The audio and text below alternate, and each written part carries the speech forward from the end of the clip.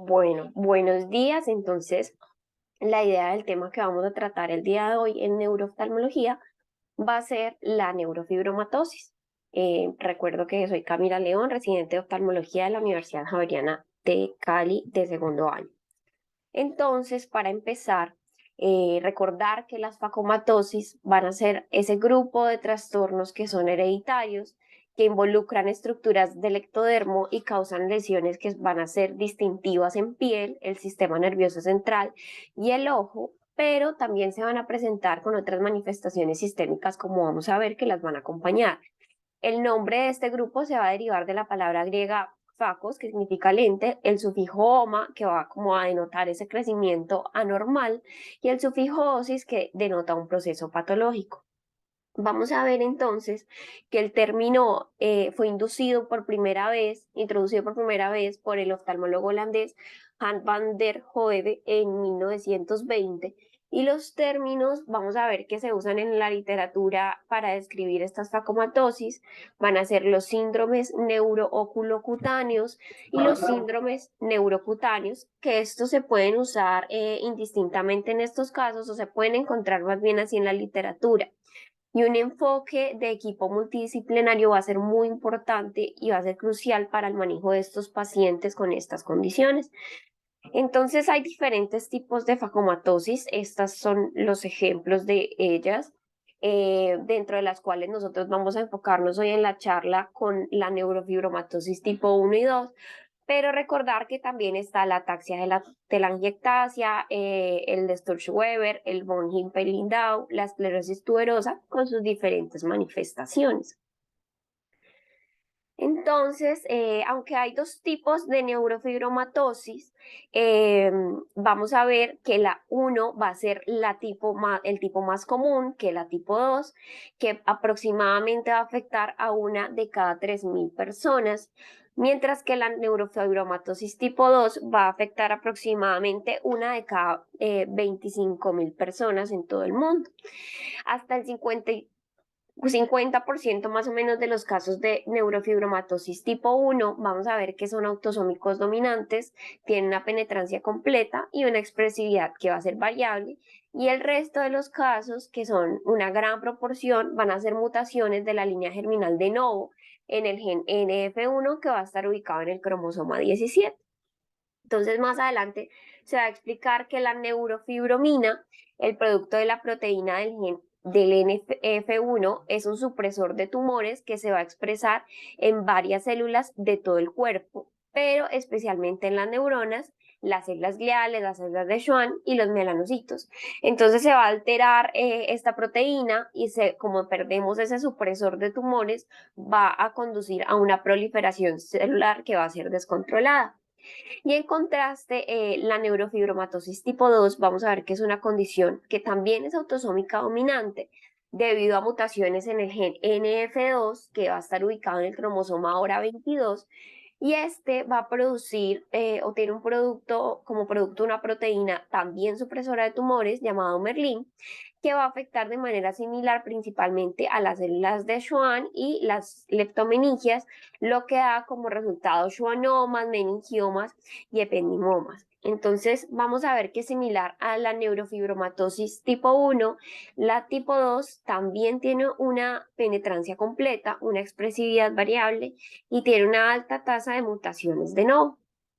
Entonces, para empezar con la tipo 1, vamos a ver que la neurofibromatosis tipo 1, también conocida como enfermedad de von Recklinghausen, es esa facomatosis más común que vamos a encontrar en la práctica clínica. De hecho, hice una con la doctora recientemente. Va a afectar aproximadamente a una de cada 3.000 a 4.000 personas en todo el mundo. Se caracteriza por una alta penetrancia con expresión variable, y es una condición genética que va a seguir el patrón de herencia autosómico dominante en aproximadamente la mitad de los casos, lo que significa pues que un padre afectado tiene un 50% de probabilidades de transmitir el gen mutante de NF1 a cada descendiente. Y el resto de casos, como mencionaba previamente, se han identificado mutaciones de novo en pacientes sin antecedentes familiares de la enfermedad. Bueno, entonces el gen NF1, como comentaba previamente, está ubicado en el cromosoma 17. Nos va a codificar a la proteína neurofibromina, que se expresa principalmente en neuronas, células de Schwann y oligodendrocitos. Por eso vamos a ver las manifestaciones clínicas que se dan en estos pacientes.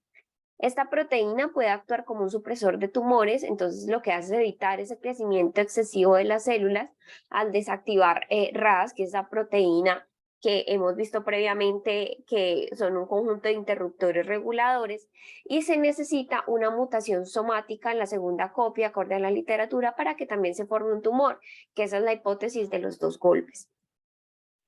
Dentro de las manifestaciones generales que vamos a ver en los pacientes con neurofibromatosis tipo 1, vamos a encontrar que uno pueden presentar los neurofibromas. Los neurofibromas van a ser los tumores benignos de la vaina de los nervios periféricos. Entonces se van a ver como nódulos blandos, son indoloros, surgen sobre o debajo, justo debajo de la piel, y son tumores que se van a ver con mayor frecuencia, aunque son de aparición un poco más tardía, más o menos vienen apareciendo a la pubertad, y también aumentan en número y tamaño acorde a cómo van pasando los años del paciente. Más o menos vamos a poder ver los neurofibromas en el 80% de los pacientes en la tercera década de la vida, y pueden ser de dos tipos: los más numerosos como odérmicos de consistencia blanca, que son sésiles, en ocasiones pueden ser pruriginosos, y vamos a ver que tienen tamaños muy variables, que incluso estos neurofibromas se ha descrito que pueden aumentar en los embarazos. Son los que vemos en la imagen de arriba. Luego tenemos las manchas café con leche, que tanto hemos escuchado de la neurofibromatosis, que son máculas o parches hiperpigmentados que se van a ver en varias regiones del cuerpo. Realmente las formas clínicas de estas manchas café con leche pueden variar, con manchas que van desde el marrón claro, marrón oscuro, o a color muy homogéneo, bordes suaves, redondeados, y va a afectar especialmente a tronco y extremidades. Realmente se ha descrito que son raras en cara, cuero cabelludo y palmo plantar, aunque son un dato casi constante en la neurofibromatosis. Realmente no necesariamente son patognomónicas de la neurofibromatosis, porque se pueden ver en otras enfermedades. También la podemos ver en la esclerosis tuberosa, por ejemplo. Luego tenemos, ya más adelante igual vamos a ver qué criterios deben cumplir de estos clínicos para tener una neurofibromatosis tipo 1, pero bueno, vamos a continuar por ahora con las pecas ofelides. Entonces, estas pecas ofelides son áreas hiperpigmentadas, son más pequeñas, como las que vemos en la imagen de abajo, en la flecha inferior. Entonces, son más prominentes, como se ve ahí, en regiones axilares e inguinales, y también es el llamado signo de Crow, que aparece en un 80% de los casos, siendo un dato casi exclusivo de la neurofibromatosis tipo 1, pues esta no la presentan las otras variedades de neurofibromatosis. Y estas pecas suelen aparecer en la infancia tardía o en la pubertad, y como mencionaba previamente, usualmente afectan axilas o ingle. Dentro de las manifestaciones que vamos a encontrar acompañando a este síndrome, entonces podemos encontrar anomalías esqueléticas, podemos encontrar que los pacientes acompañan talla baja, atrofia hemifacial.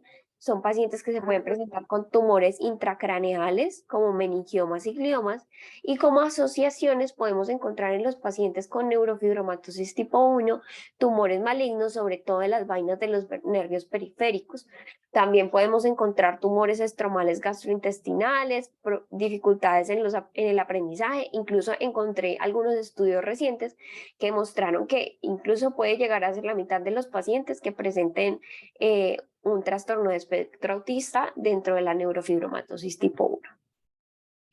Y dentro de las manifestaciones oftalmológicas que debemos buscar, entonces aquí tenemos los nódulos de Lisch. Los nódulos de Lisch van a ser la manifestación ocular más común en la neurofibromatosis tipo 1. Generalmente no se encuentran en la neurofibromatosis tipo 2, y los nódulos de Lisch van a ser amartomas melanocíticos, que son asintomáticos, tienden a aparecer en la infancia tardía. Usualmente son pequeños, menores a 1 o 2 milímetros. Vamos a ver los que tienen como una fórmula de cúpula. Están hiperpigmentados de color marrón oscuro en el iris, y comúnmente los vamos a encontrar en la parte inferior. Y la prevalencia de estos nódulos de Lisch, pues va a depender incluso de la edad, porque en los niños que son de menores de 3 años va a ser del 5% aproximadamente, pero ya va a ir aumentando, va a ir aumentando a 42% a los 3 a 4 años, va a ir aumentando al 55% a los 5 a 6 años. Incluso se comenta que a mayores de 21 años, el 100% de los pacientes con neurofibromatosis tipo 1 van a tener nódulos de Lisch. Y vamos a centrarnos ahora en los tumores de la vía óptica. Entonces aquí los más importantes, los gliomas. Entonces estos tumores de la vía óptica son manifestaciones oftalmológicas comunes en la neurofibromatosis tipo 1. Más o menos se pueden presentar 5 al 25% de los pacientes. Y recordar pues que los gliomas tienen diversas clasificaciones, bien sea por el tipo de célula, por el grado, por la ubicación. Y en el caso de los tumores o de los gliomas en la neurofibromatosis tipo 1, vamos a ver que los que vamos a ver aquí son los astrocitomas pilocíticos de bajo grado que suelen afectar al nervio óptico. Entonces, estos tumores, bien sea que pueden estar aislados de un solo nervio óptico o pueden ocurrir también de forma bilateral o pueden afectar al quiasma óptico. Son pacientes que, aparte de la vía visual, también pueden desarrollar estos gliomas por fuera de su vía visual, como por ejemplo el tronco encefálico. Y por tanto, pues ellos pueden presentarse con neuropatías craneales, dolores de cabeza, síntomas neurológicos adicionales, que debemos preguntárselos a los pacientes. Entonces, estos gliomas del sistema nervioso central, usualmente que se presentan incluso en niños, suelen ser de bajo grado, como mencionaba previamente. Estos son muy diferentes de los gliomas de alto grado que se desarrollan en adultos que no tienen diagnóstico de neurofibromatosis tipo 1. Y la mayoría de los gliomas asociados a la neurofibromatosis tipo 1 vamos a encontrarlos a lo largo de la vía óptica. Nervios ópticos, quiasma, tractos que estén posquiasma, radiaciones, y pueden presentarse con varios signos y síntomas, pues por supuesto dependiendo de la ubicación de los mismos. Y más o menos se ha estimado que aproximadamente el 15 al 20% de los niños con neurofibromatosis tipo 1 van a desarrollar un glioma óptico, mientras que menos de la mitad van a ser sintomáticos, o sea, la mitad van a cursar sin ningún síntoma y alrededor de un tercio van a requerir tratamiento, que ya lo voy a explicar ahorita. Entonces, los pacientes, si tienen síntomas, usualmente se presentan con disminución de la agudeza visual, pérdida de la visión de color, tienen defectos en campo visual.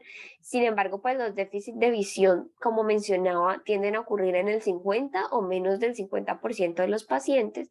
Ya si el paciente tiene un compromiso orbitario, podemos encontrar pacientes con proptosis que tengan estrabismo también. Entonces, estos gliomas van a ser histológicamente uniformes, pueden variar en comportamiento clínico dependiendo de paciente a paciente y van a cursar indolentes durante años. Vamos a ver que ellos tienen, algunos pueden cursar con brotes de crecimiento agresivos, entonces vamos a ver esos pacientes con proptosis de pérdida visual, los que cursan indolentes, por supuesto, y hay casos raros, pero que se han presentado, de retrocesos espontáneos. Y sí se ha reportado diseminación metastásica, entonces pues estos son los que tienen realmente un potencial maligno y por eso se ha dicho que realmente estos gliomas sí tienen un potencial maligno.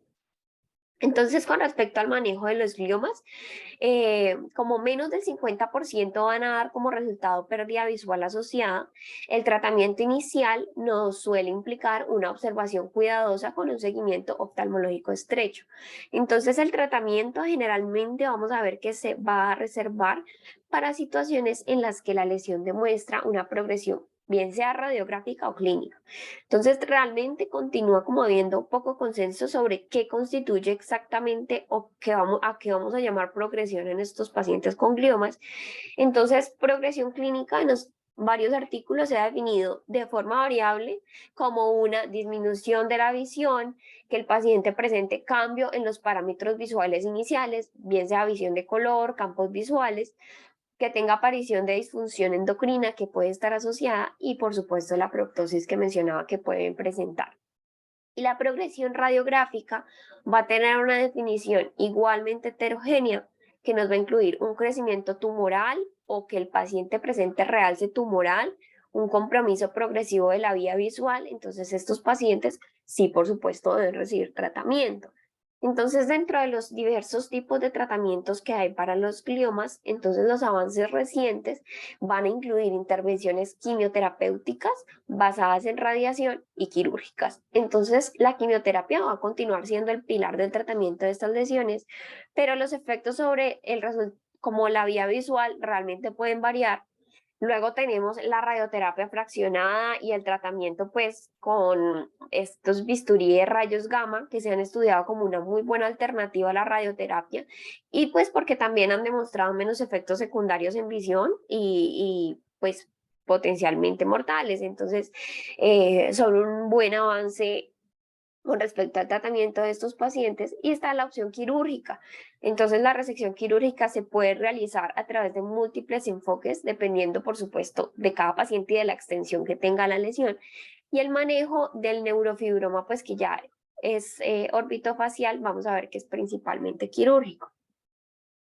Otro hallazgo que podemos encontrar en los pacientes con neurofibromatosis tipo 1 son los neurofibromas plexiformes.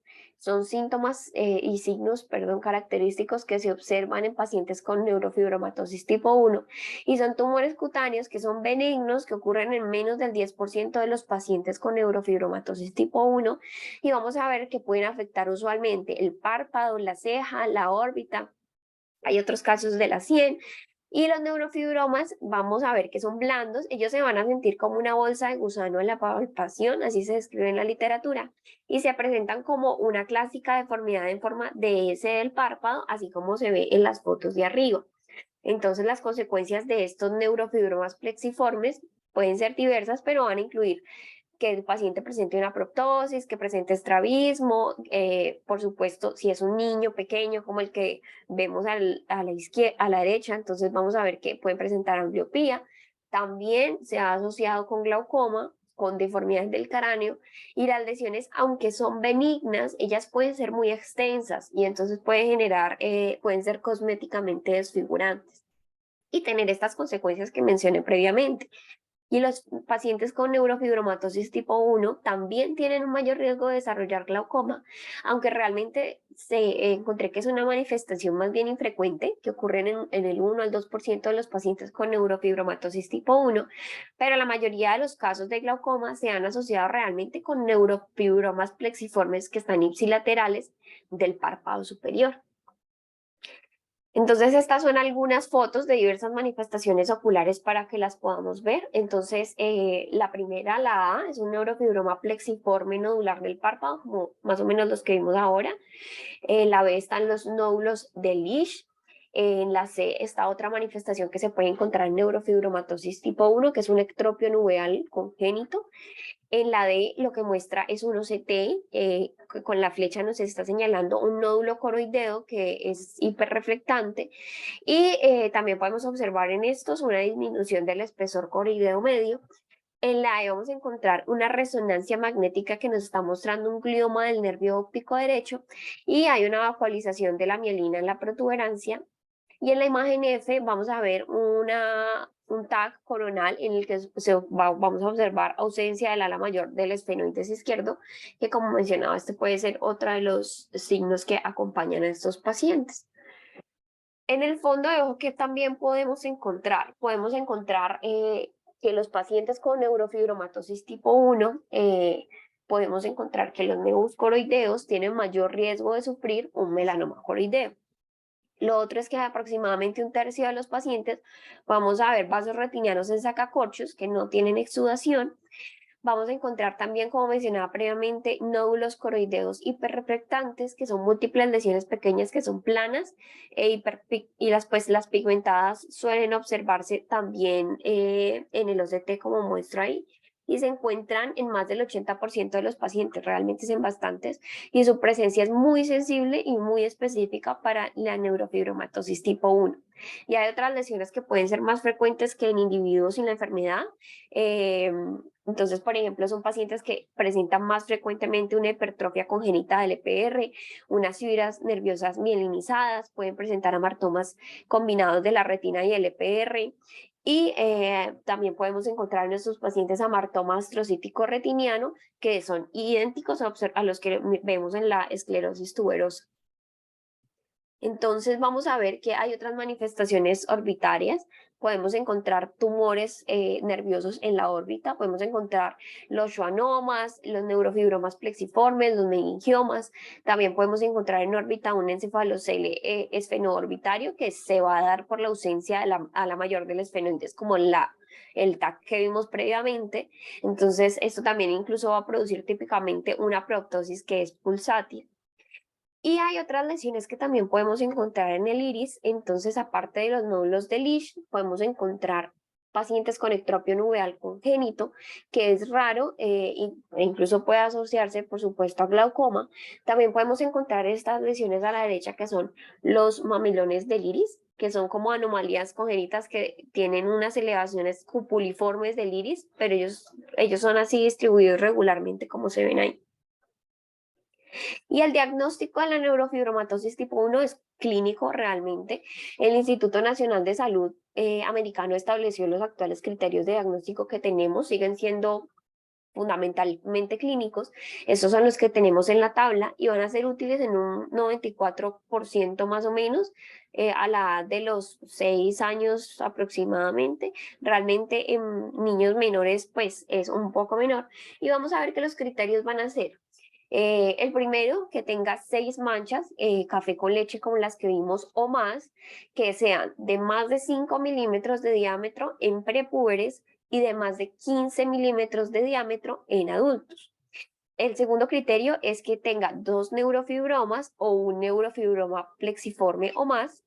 Lo otro es que se presenten esas cefélides axilares o inguinales que vimos como esos pecas que se dan sí, en la axila que estaban en la foto del niño. Lo otro es que los pacientes presenten una lesión ósea distintiva con una displasia del esfenoides, un adelgazamiento de los huesos largos, que puede estar con pseudoartrosis o sin ella. Los pacientes que presenten un glioma óptico o que tengan 2 nódulos de Lesch o más, o un familiar de primer grado con diagnóstico de neurofibromatosis. Y para el diagnóstico de estos pacientes requerimos que ellos cumplan 2 o más de estos criterios. Para entrar entonces en la neurofibromatosis tipo 2, entonces en el 2022, realmente es reciente, la nomenclatura para esta neurofibromatosis tipo 2 y la schwannomatosis se actualizó. Realmente lo que quieren hacer es como reconocer la neurofibromatosis tipo 2 y la schwannomatosis como parte de un espectro de síndromes que llevan a la predisposición a schwannomas. Entonces se definen en muchos casos por variantes patogénicas. Por ejemplo, en este caso es el asociado a neurofibromatosis tipo 2. Entonces, la neurofibromatosis tipo 2 es una enfermedad rara que es autosómica dominante con alta penetrancia. Sin embargo, más de la mitad de los pacientes con neurofibromatosis tipo 2 también van a presentar mutaciones de nuevo. Este gen, el NF2, va a estar ubicado en el cromosoma 22, que nos va a codificar, como mencionaba, la proteína, que es una proteína citoesquelética Merlin o schwannomin, que funciona como un supresor de tumores. Entonces vamos a tener en estos pacientes, por supuesto, un crecimiento descontrolado por la alteración de este supresor de tumores. Entonces estos pacientes van a estar predispuestos al desarrollo de lesiones en sistema nervioso, ojos y piel principalmente. Entonces vamos a ver que en esos pacientes con neurofibromatosis tipo 2, los schwannomas del nervio vestibular bilateral van a ser la característica distintiva de la neurofibromatosis tipo 2. Pero las personas afectadas pueden desarrollar schwannomas en otros nervios craneales, espinales y periféricos. Entonces vamos a ver, por ejemplo, en el dibujo, hay otros tumores del sistema nervioso asociados con el trastorno. Vamos a encontrar meningiomas, ependimomas, astrocitomas y también en raras ocasiones, pero también se pueden encontrar neurofibromas. Y las neuropatías periféricas se pueden desarrollar incluso independientemente de estos tumores compresivos.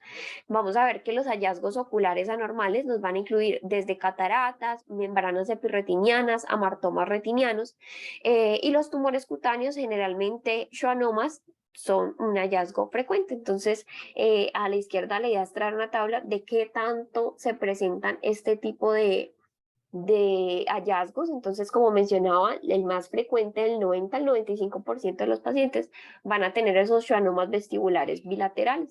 Pero hay hallazgos que se pueden encontrar muy frecuentes en estos pacientes. Por ejemplo, vemos que en las oftalmológicas las cataratas van a ser del 60 al 81% de los pacientes, que son de realmente una gran proporción.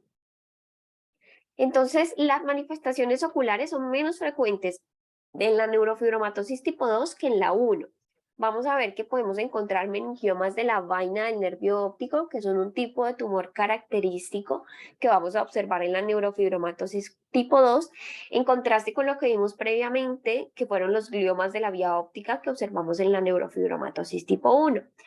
Dentro de los otros hallazgos oftalmológicos vamos a encontrar cataratas, membranas epirretinianas, amartomas de retina, el epitelio pigmentario de la retina, estrabismo, ambliopía y anomalías de los movimientos extraculares. Vamos a ver que más o menos la catarata, 2/3 de los pacientes la van a presentar y las opacidades suelen formarse antes de los 30 años de edad. Usualmente van a ser subcapsulares o capsulares posteriores, también corticales. Entonces son pacientes que, como se van a presentar en edad temprana, probablemente se puede considerar la opción quirúrgica. En el fondo de ojo vamos a encontrar frecuentes las membranas epirretinianas y también es relativamente común, como mencioné, el amartoma combinado de la retina y el EPR. Y menos frecuentes, pero que sí se presentan, son el meningioma de la vaina del nervio óptico que mencionaba. El glioma del nervio óptico también se puede presentar en estos pacientes.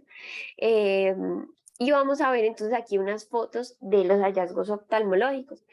Entonces, estas son fotos de algunos pacientes con neurofibromatosis tipo 2.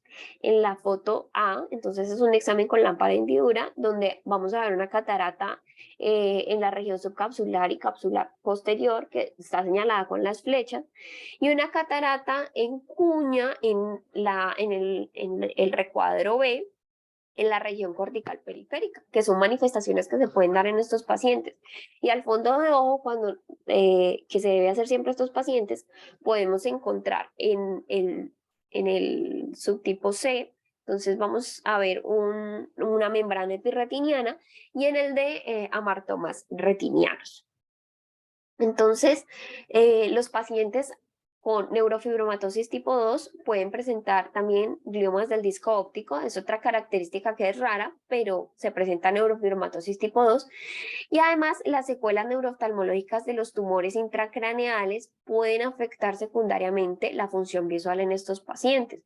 Entonces, por ejemplo, estos pacientes pueden presentar una atrofia óptica por un papiledema crónico o una neuropatía óptica compresiva, o estos pacientes, como tienen schwannomas del nervio trigémino, los podemos encontrar con queratopatías neurotróficas. De ahí muy importante el seguimiento de estos pacientes por oftalmología.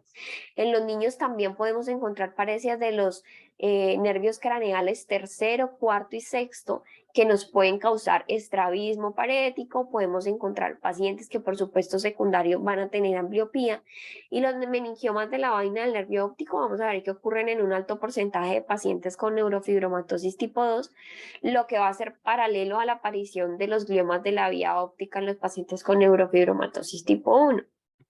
Y vamos a ver que la neurofibromatosis tipo 2 se va a caracterizar, como mencionaba previamente, por tener esos schwannomas vestibulares bilaterales como los que están en la imagen, y esas lesiones del octavo par craneal, del octavo nervio craneal, perdón, pueden producir disfunción de los nervios adyacentes, del quinto, del sexto, del séptimo. Entonces son pacientes que adicionalmente pueden tener síntomas que afectan estos nervios craneales y signos oculares. Son pacientes que pueden presentarse con entumecimiento facial, dolores, diplopía o queratopatías por exposición.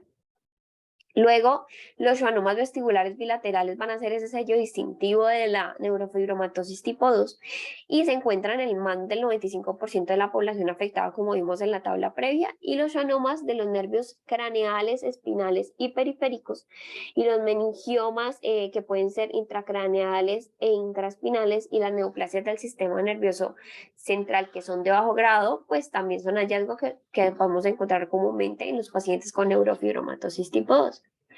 Entonces, los schwannomas en neurofibromatosis tipo 2 usualmente son benignos, sin un alto riesgo significativo de malignidad de novo, como se observa en pacientes con neurofibromatosis tipo 1, excepto en aquellos con antecedentes de radioterapia. Y se ha demostrado que la severidad de neurofibromatosis tipo 2 va a estar muy asociada con el tipo de mutación de la neurofibromatosis de la línea germinal que tenga el paciente. Es muy importante que esos pacientes también tengan una valoración integral con genética, que ya va a mencionar posteriormente.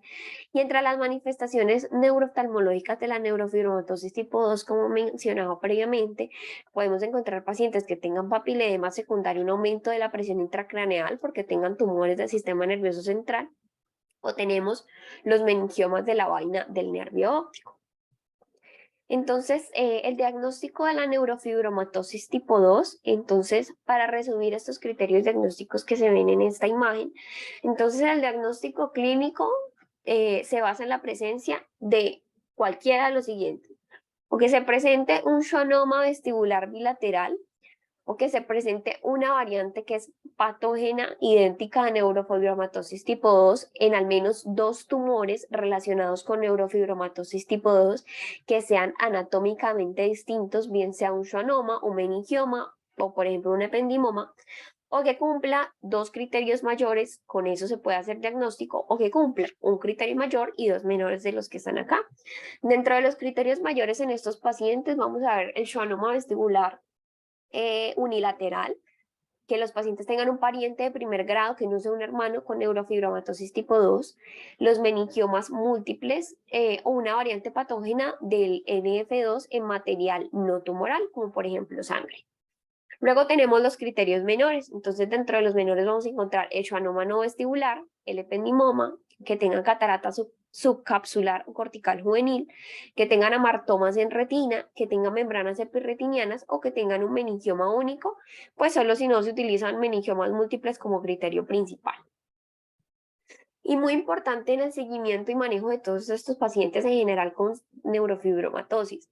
Son enfermedades que son complejas, entonces el cuidado de los pacientes puede ser desafiante, y la mejor atención se va a brindar cuando los pacientes reciben atención por un equipo interdisciplinario. Todos los especialistas que estén familiarizados con la enfermedad, donde vamos a incluir a los genetistas, a los neurólogos, neurocirujanos, otorrinolaringólogos, audiología, oftalmología, oncología, neuroradiología, psicología, fisioterapia.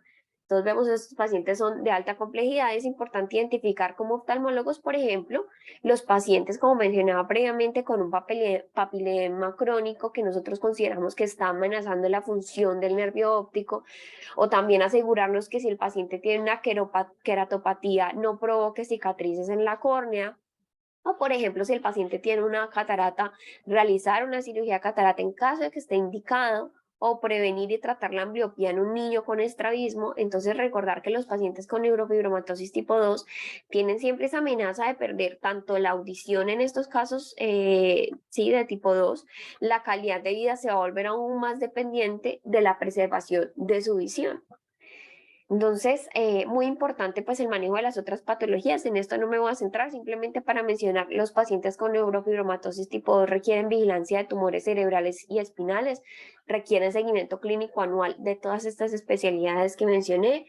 Los schwannomas vestibulares generalmente se van a manejar de forma quirúrgica si el tratamiento está indicado, y muchos meningiomas en la neurofibromatosis tipo 2 vamos a ver que van a crecer hasta cierto tamaño y se detienen y no requieren tratamiento activo. Pero para esos meningiomas que vamos a ver que empiezan a crecer rápido, que amenazan como con pérdida funcional, entonces esos meningiomas, de ser posible, deben recibir un tratamiento quirúrgico. En la progresión de la enfermedad de estos pacientes, usualmente ellos inician los síntomas de la neurofibromatosis tipo 2 a los 20 años, pero el diagnóstico se retrasa en promedio, según lo que se ha estudiado, unos 7 años. Y aunque el rango como de progresión de la enfermedad es muy variable, la mayoría de los pacientes o van a quedar sordos y muchos eventualmente necesitan asistencia. Y lo otro es que hay factores que nos pueden como empeorar el pronóstico. Esas edades tempranas al inicio de los síntomas, meningiomas intracraneales en el momento del diagnóstico, son marcadores como de mayor gravedad de la enfermedad y se asocian a mayor riesgo de mortalidad temprana. Incluso ya vamos a ver el pronóstico de la neurofibromatosis, que la esperanza de vida disminuye en estos pacientes. Dentro de las pruebas diagnósticas, en la actualidad, el diagnóstico tanto de la neurofibromatosis tipo 1 y 2 es clínico. Las pruebas genéticas sí se pueden hacer, pero ellas suelen reservarse para la toma de decisiones más bien como de reproducción o en presentaciones que ya son muy inusuales, cuando como que se sospecha el diagnóstico, pero no se ha podido confirmar clínicamente. De ahí como muy importante el manejo conjunto. Y las imágenes diagnósticas, un punto en estos pacientes con neurofibromatosis. Entonces, la resonancia magnética con y sin gadolinio va a ser el estudio de imagen de elección para estos pacientes. Entonces, la resonancia magnética lo que nos va a hacer es aumentar la detección de los gliomas ópticos, de los tumores de columna, de los neuronomas acústicos, o unos puntos brillantes que se considera que van a representar los amartomas. Entonces, en la neurofibromatosis tipo 1 se va a recomendar resonancia si se sospechan neurofibromas plexiformes que no estén superficiales. Nosotros, por ejemplo, cuando sospechamos gliomas, pero la decisión de utilizar imágenes debe estar dirigida realmente por síntomas clínicos y no recomiendan que se haga empírica. Y en la neurofibromatosis tipo 2 se recomienda sí una resonancia magnética de cerebro y columna al inicio del estudio, por esto que les mencioné que se presenta tan frecuentemente en estos pacientes. Y ya para finalizar, quería hablar pues un poco del pronóstico, y es que la neurofibromatosis tipo 2 vamos a asociarla con una morbilidad sustancial muy importante. Como les mencionaba, son pacientes que muchos van a terminar requiriendo asistencia y van a tener una supervivencia más corta, pues por las complicaciones de los tumores del sistema nervioso central. Realmente, con respecto a la información de la neurofibromatosis tipo 1, sobre la mortalidad, aunque es limitada, la esperanza de vida de estos pacientes parece acortarse, y las neoplasias malignas, en particular los tumores malignos de la vaina de los nervios periféricos, van a ser esa causa principal de la disminución de la supervivencia. Y listo, eso era lo que les traía al día de hoy. Gracias, Camila. Pues para los residentes, tener en cuenta que cuando un paciente ya tiene diagnóstico de neurofibromatosis, debemos estar atentos a estas manifestaciones oculares, porque a veces los remiten los neurólogos, sobre todo los neuropediatras, para pues aportar algo más a su diagnóstico o su sospecha. Entonces, pues recordar que no son solamente los nódulos del Lesch, sino que puede haber otras cosas que pueden presentar los pacientes, y con mayor razón si el paciente tiene alteración en la función visual, siempre pensar en los tumores de la vía visual y evaluar muy bien con neuroimagen, aparte del examen clínico. Y para los estudiantes, pues tener en cuenta que la valoración oftalmológica en los pacientes con neurofibromatosis es importante, porque puede haber cosas que no son muy evidentes. Los pacientes con tumores de nervio óptico no siempre tienen proptosis, entonces a veces hacen pérdidas visuales muy lentas, progresivas, y no hay como una sospecha clínica de que puede haber, por ejemplo, un glioma del nervio o del quiasma óptico, y esto solamente lo vamos a identificar si tomamos neuroimagen. Entonces, no sé si hay algún comentario sobre el tema.